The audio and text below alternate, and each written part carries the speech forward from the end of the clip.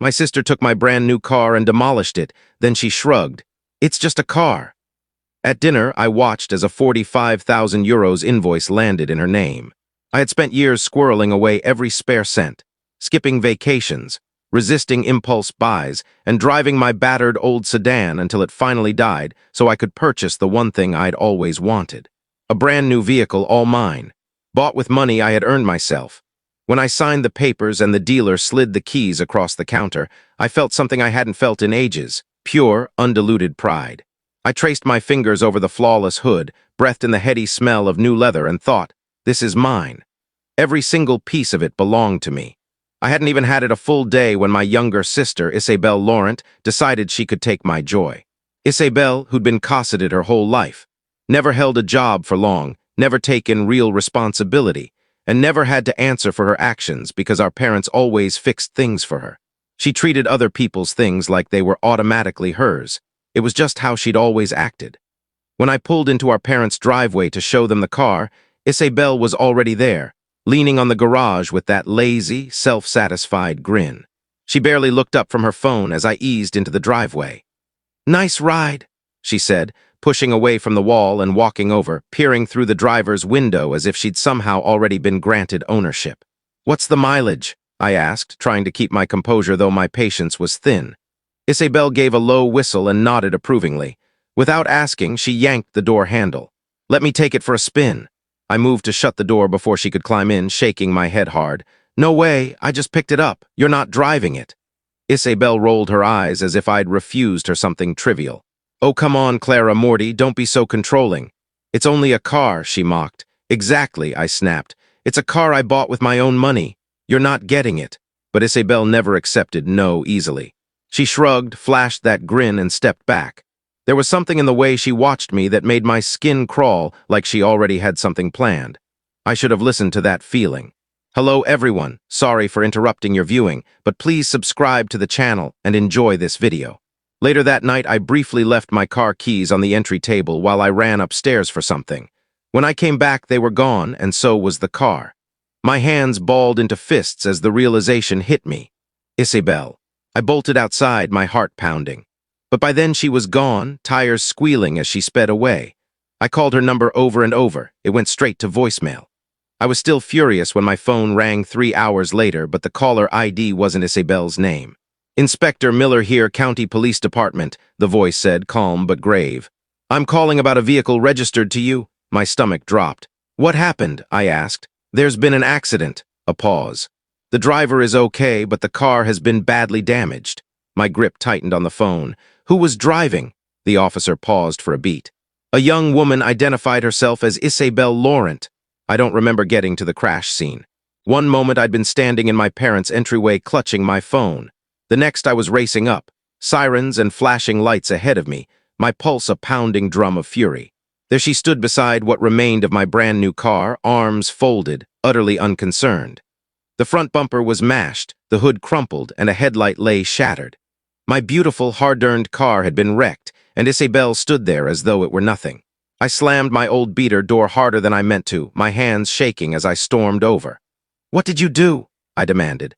Isabelle finally faced me, and in the most infuriating moment of my life, smirked. "That sucks," she said, shrugging as if she'd just dropped an ice cream cone. "Don't freak out," she added. "Margaret and Henrik will fix it." Her words hit me like a slap. "Margaret and Henrik will make you forgive her." It wasn't an apology. It wasn't even acknowledgement of what she'd done.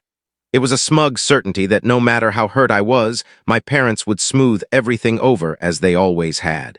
I inhaled, trying to control the quake in my hands and the roar in my ears. Something inside me broke in that instant. I wouldn't let her get away with it this time. Not this time. Have you ever had a sibling who thought they were untouchable? Tell me in the comments. I'd had enough of letting things slide. I woke the next morning with a pulsing headache and lingering stiffness from the prior night's anger. My mind replayed every detail. Isabelle's smirk at the wreck, the smashed car, their casual dismissal. My car, the one I had scraped and sacrificed for, was ruined by someone who'd never known a real consequence. Someone who'd never been asked to make amends. Someone for whom my outrage was merely an inconvenience. I knew, as soon as I checked my phone, that my parents would call, try to mediate, and expect me to be reasonable. True to form, there were 4 missed calls from Margaret, 3 from Henrik, and a text from Isabel so audacious I had to read it twice. Clara Morty, stop being so dramatic, it's only a car. Margaret and Henrik will sort it, so stop acting like it's the end of the world. There was no apology, no remorse, only entitlement. Their messages made it sound as if my real transgression was getting upset. I forced myself to breathe slowly. Reacting to a text wouldn't help me right now. Isabel had always been like this. I knew exactly where she learned it. I drove to my parents' house, my knuckles white on the steering wheel of my old car, my stomach a knot of anger and exhaustion. I walked in without knocking and found them at the kitchen table, outwardly anxious, but with that familiar look that said they'd already decided what to do. Belle lounged, phone in hand, as if she was waiting for it all to blow over so she could move on. Clara, honey, we need to talk about how your anger is affecting everyone, Margaret said with an air of exaggerated concern. I felt a cold, dangerous calm settle inside me, a slow-burning rage I'd carried for years but never fully admitted. My wrath, I said softly, my voice level. My fingers dug into the back of an empty chair until they ached. You think my anger is the problem? Margaret sighed and exchanged a knowing look with Henrik. I could see their alignment. Sweetheart, you're her sister, Henrik said, placing a gentle hand near mine. His look was practiced and soothing in a way that disguised manipulation. I understand you're offended, but family forgives, he added. That's what we do. I stared at him, stunned. They'd already placed the burden of forgiving Isabel on me, as if my feelings were an obstacle to be removed so family comfort could resume. As if my sacrifices meant nothing so long as Isabel was happy. In that moment, I realized how long I'd been conditioned to accept this pattern, to put others first, to swallow my pain to preserve peace. But I wasn't going to be that person any longer. I forced a smile that was small but deliberate. It made Henrik falter. Isabel peered at me, suspicion flickering across her face. You're right, Henrik, I said softly, smile in place. Family forgives. I don't want to hold a grudge. Relief washed over their faces. Isabel's smirk returned. They thought they'd won, convinced they'd worn me down into the version of myself they preferred. They had no idea what I was planning. Under that pleasant facade, I had already set things in motion. I was going to make Isabel face the consequences. She didn't realize it yet. I had been raised to believe family always came first, that forgiveness was required, that harboring resentment was a weakness. But as I sat outside the insurance office, palms white on the steering wheel, I felt the hard clarity of someone who'd chosen a different path. Inside the insurance agency, the cool air hit me while my chest burned. The quiet, measured hatred that had been growing since Isabel's smirk was what motivated me now. The clerk barely looked up, fingers tapping at the keyboard with professional detachment. How can I help you? He asked. I need to file a claim for my car, I said, voice controlled and steady. He clicked a few more times before raising his eyes to me. Was this an accident? Do you have a police report? Yes, I replied evenly, my voice steady. There's a report and I want it filed as unauthorized use. That made him pause. His brows lifted slightly as if he needed to confirm what he'd heard. Unauthorized use, he repeated, testing the words. Are you saying the vehicle was stolen? I could have said yes, but there was no reason to lie. The truth was powerful enough. I never gave her permission, I clarified, choosing each word carefully.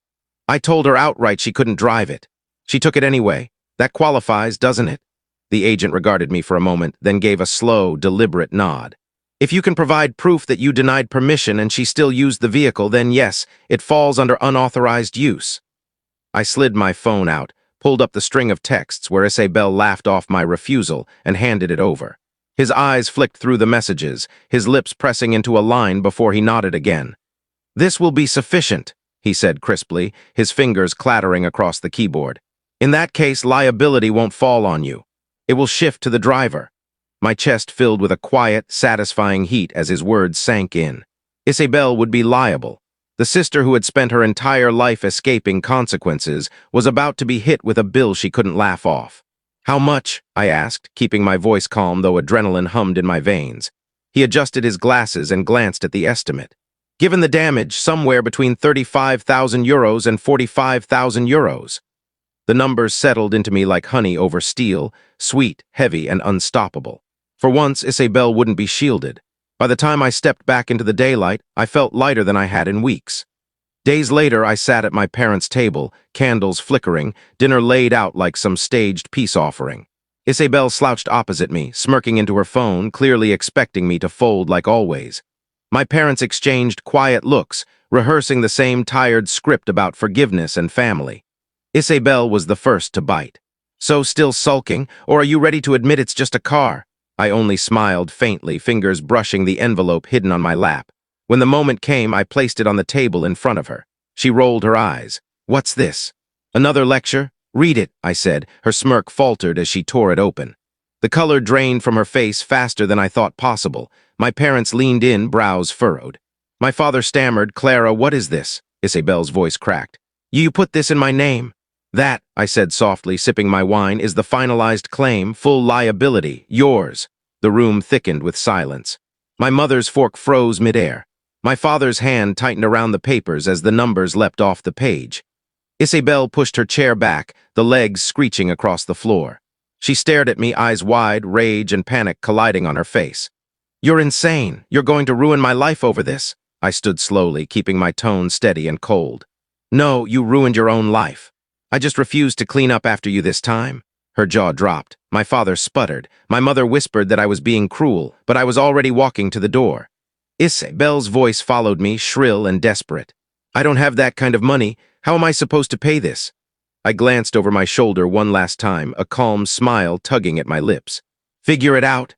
And I left her there, speechless, holding the crumpled bill that would finally teach her what consequences felt like. For the first time in my life, I didn't feel like the victim of her recklessness. For the first time, Isabel was the one choking on the mess she created. And I intended to let her swallow every last bite. If you enjoyed this story, don't forget to leave a comment, hit subscribe, follow for more, and turn on the bell icon so you never miss the next one.